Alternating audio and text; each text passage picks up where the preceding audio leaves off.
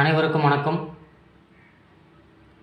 நேற்று நடைபெற்ற group 2 2A தேர்வில் பேரறிஞர் அண்ணாவை பற்றி கேட்கப்பட்ட 5 கேள்விகளை இந்த காணொளியில் பார்க்க இருக்கிறோம். முதல் கேள்வி: புனலிடை மூழ்கி பொழிலிடை உலவி பொன்னின் இழையும் துகிலும் பூண்டு கனிமொழி பேசினி கலித்திருக்கும் காட்சியினை கண்டு மகிழ்வு பெறும் நிலையிலே இருந்தேன் என்று தம்பிக்கு கடிதம் எழுதியவர் பேரறிஞர் அண்ணா. சரியா? அடுத்த கேள்வி: இன்று நாம் உணர்கிறோம் தம்பி, எத்தனை இன்னல்களுக்கிடையே தள்ளப்பட்டிருப்பினும் இந்த பொங்கற் புதுநாளில் மட்டும் நமக்கு ஓர் மகிழ்வு என்று உரையாடியவர் பேரறிஞர் அண்ணா.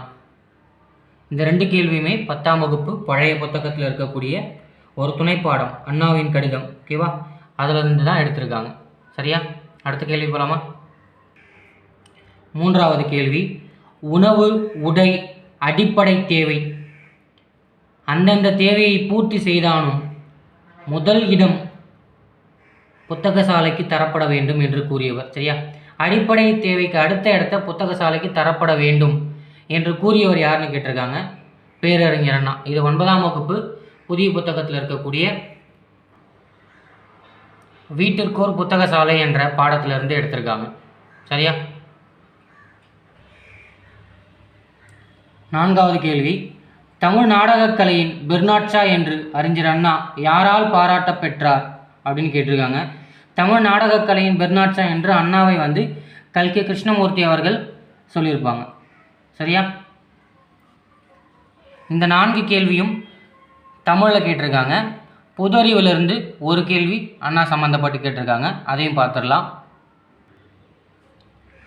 தமிழ்நாடு தினம் ஒவ்வொரு வருடமும் எந்த தினத்தில் கொண்டாடப்படுகிறது? ஓகேவா? இது கரண்ட் அஃபேர் ரிலேட்டடாக கேட்கப்பட்ட கேள்வி தான். ஆனால் இருந்தாலும் இதுக்கு பின்புலத்தில் இருக்கிறவர் நம்ம அறிஞர் அண்ணா தான். சரியா? ஜூலை 18 1968 சட்டப்பேரவையில் அறிஞர் அண்ணா தான் தீர்மானம் ஏற்றார், மெட்ராஸ் மாகாணத்திலிருந்து தமிழ்நாடுன்னு சொல்லிட்டு. சரியா? அது குடியரசுத் தலைவர் ஒப்புதல் பெற்று ஜனவரி 14 1969 நடைமுறைக்கு வருது. சரியா?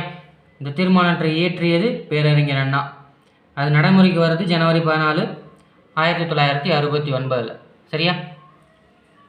இது 2019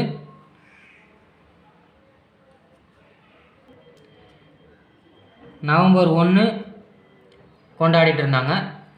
2021 திமுக அரசு வந்ததுக்கப்புறம் சட்டப்பேரவையில் நிறைவேற்றப்பட்ட நாளான ஜூலை 18ஆம் தேதியை தமிழ்நாடு தினமாக கொண்டாடிக்கிட்டு இருக்காங்க.